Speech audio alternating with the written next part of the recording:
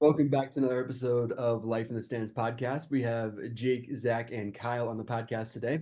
We're really excited to jump into some fun NBA content that's kind of going on with the playoffs, and then some WNBA content as well. We're going to talk about Caitlin Clark and her debut a little bit. Before we jump in, though, thanks again everyone for listening and watching on whatever platform you're on. Remember to like and subscribe; that really helps. And also pay attention to Kyle and Beans' articles that come out twice a week. Those are posted on Twitter. That's also where we're most active. So make sure to go interact with us there. To start off, we're going to go right into some NBA rapid fire. Then we're going to talk about draft lottery. And then, like I mentioned, go into the WNBA topics. So I have a couple of questions here for Kyle and Bender to answer on NBA rapid fire. This was fun the last time we did this, put them in a bind with a couple of questions. So, with the first question, let's ask here Kyle first. Has Donovan Mitchell played his last game as a Cavalier? I really don't think so. I think everybody's talking about him going other places, and I think that's just mainly because people want him on their team. Like they're seeing what he's Yeah. doing. He's a great player. So I think people are trying to will that to happen.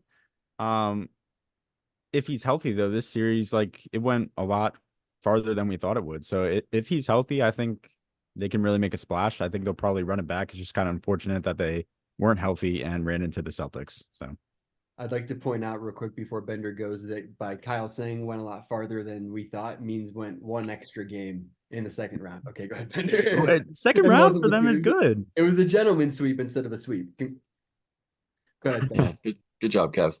But no, the Cavs aren't good enough to really go through and run it back like Kyle says. The Donovan Mitchell experiment has been a failure this whole time.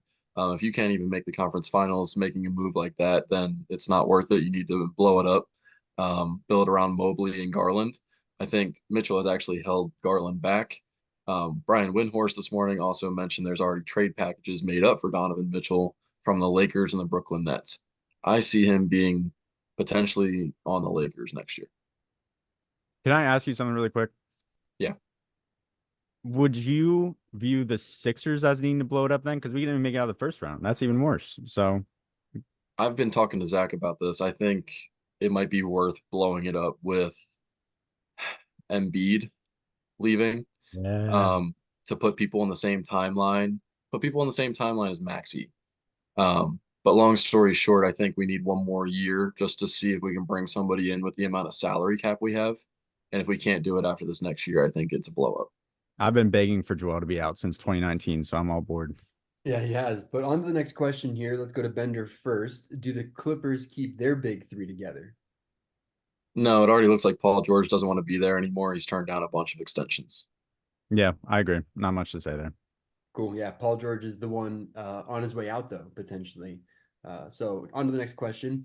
Let's go back to Kyle. Is Al Horford the true unsung hero of the Celtics for the last couple of years? Not just this.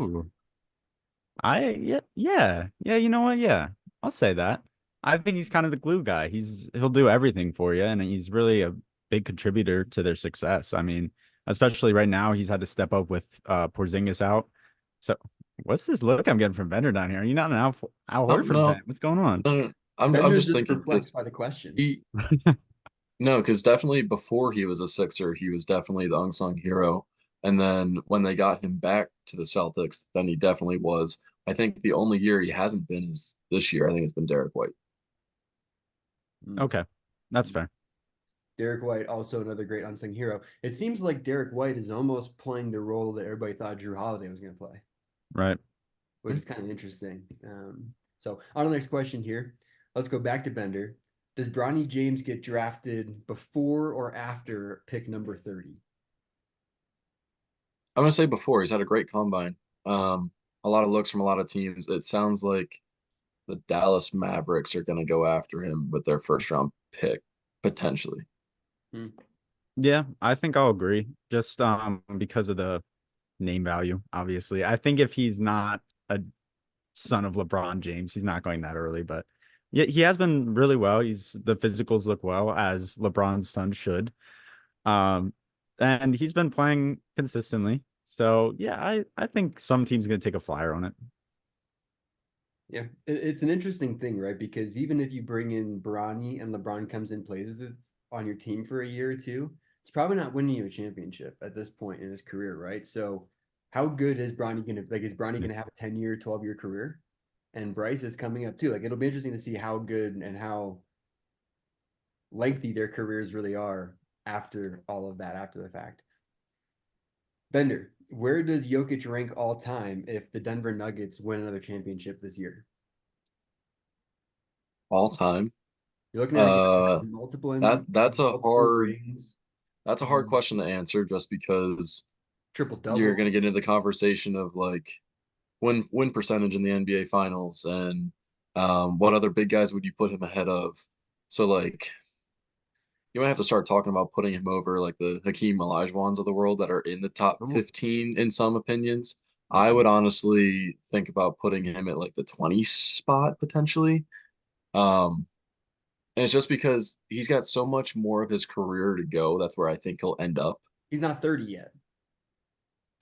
No, he's not 30 yet. So I think you have just so much and you still have that core together.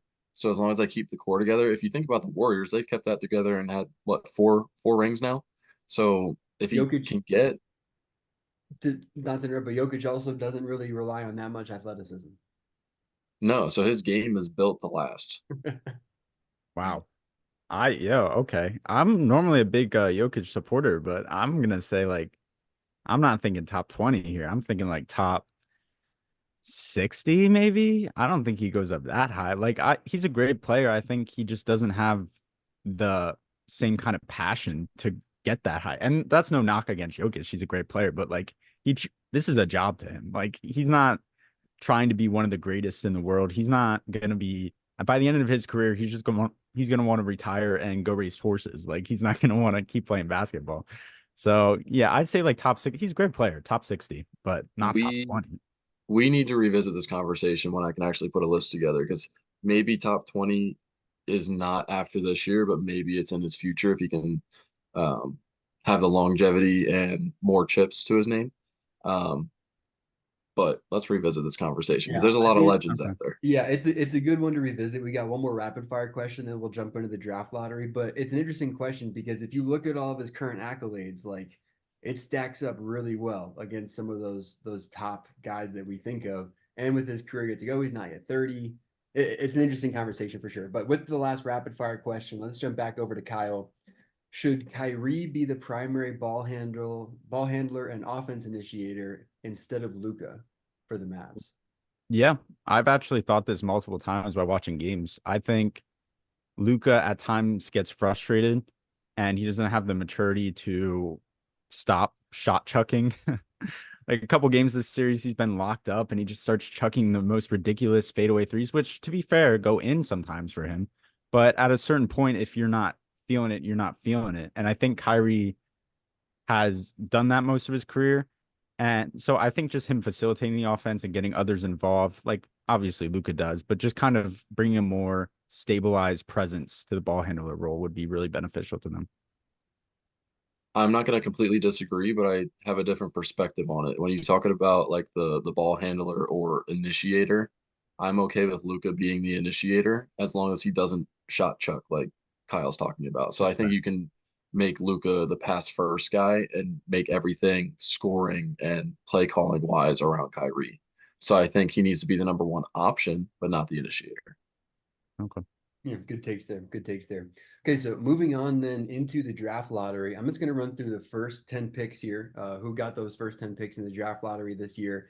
And then we'll start with Kyle, and each of us are just going to give sort of one takeaway from the draft lottery and what we think might happen moving forward now into the NBA offseason with the teams that are already there and not in the playoffs. So the top 10 picks in order are number one, the Hawks. Big surprise there with them getting the number one pick. Think it was 5 years in a row now, 6 years in a row that the worst team in the league has not gotten the number one pick. It goes Hawks, Wizards at 2, Rockets at 3. The Spurs have the fourth pick and the eighth pick. Pistons at 5, Hornets at 6, Blazers 7, Spurs again 8, Grizzlies at 9, and Jazz at 10. So Kyle, that being the top 10 picks in Yeah. the NBA draft this year, how do you think that shakes out? What's something you're thinking about? Well, first of all, shout out to all the one Piston fan out there who's upset that the fact that they didn't get a Just top the single pick. guy out there. Oh, The singular guy just poor crying fellow. himself to sleep. Um, And then also, I'm really excited for the Spurs. I think they're going to be two like top 10 picks, man, to pair with Wemby. I think they're going to be a force next and maybe like a fringe playoff team, but this is really similar to me. I'm like kind of forecasting the future here, what the Thunder are right now. And I think we're going to see that in a couple years, maybe even early as 2 years with the Spurs with these picks. And then finally, I think the Hawks it's really tough for them because there's talk of trading Trey Young, there's talk of trading DeJounte Murray, but honestly, I think you take this pick. I don't know if you trade it. I don't know if you keep. I think you keep it. You have to build for the future, and I think you just try again one more year. If it doesn't work out, just send everyone away. Just everyone's gone, every single person. But yeah, I Zach, don't you go. You want me to go? Yeah, go. Bender says, go ahead. I'll get at him later. I agree with most of that. I think the thing that obviously stands out the most to me is the Spurs. Two top 10 picks to pair with Wemby. I think Wemby was still in a minutes restriction almost the entire season. know. There was already talk about the Spurs bringing in a real high quality free agent to begin with. Imagine if they do that and they, use the package of picks, one of these picks on actually drafting someone, one to get traded away, whatever it might be. I think there's so much potential for the Spurs this offseason. That's what excites me the most. The Hawks are an interesting conversation too. If I was the Hawks, I'd probably trade away the number one pick, but I'd look to like trade back.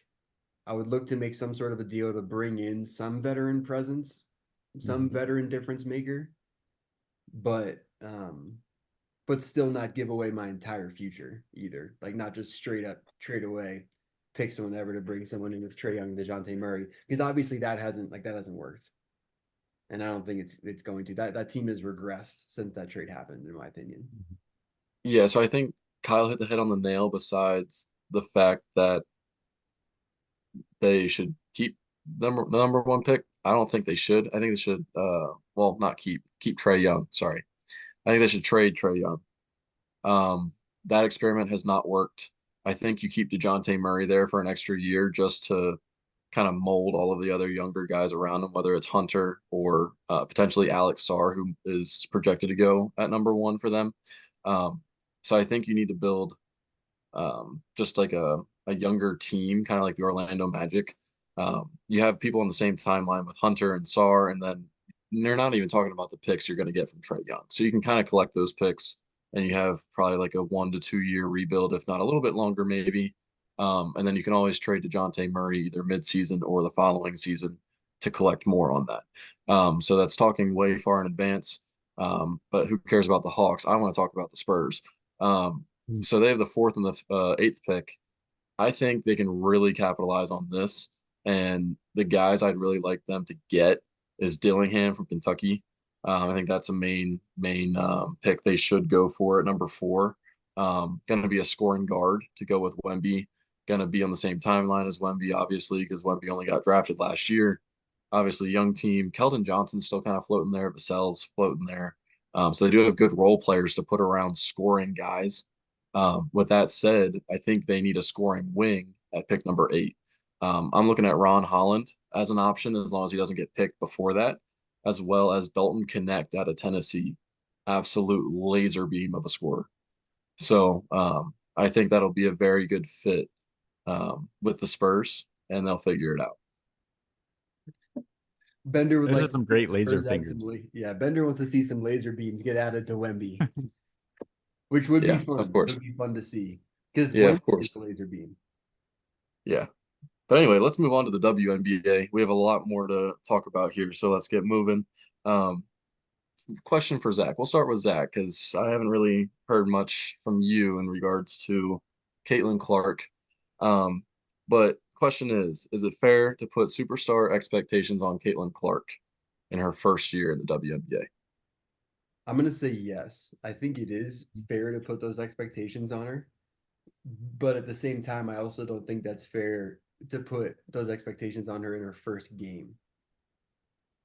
So I think there's going to be a lot of talk about her, her first game, her first two games, her first 5 games, and I'm sure people are going to be tracking the stats the whole way through. And there's going to be posts about how she's trending and what she's doing, all those kinds of things. There's going to be an adjustment period for sure, but also if you look at the way the other team had to play her in pick and rolls off of down screens and off of flare screens, all those kinds of things, she's already getting superstar attention, right? She definitely already has that attention in the WA. You've already seen some of the posts too with other players coming in help side and completely like knocking her out, right?